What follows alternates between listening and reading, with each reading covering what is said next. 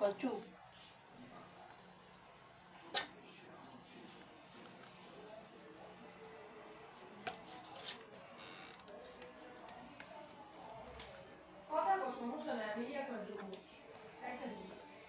Guys এগুলো হচ্ছে পদ্মার ইলিশ, আপনি যদি খেতে চান এক একটা রুই মাছের মাথা। আস্তে আস্তে দিবো।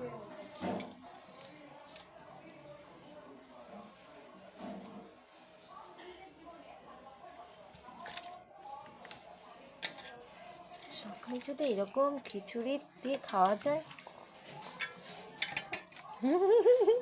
মোনা, এই গিলা দিয়ে সকালে খিচুড়িটা ভালো হবে তাই না?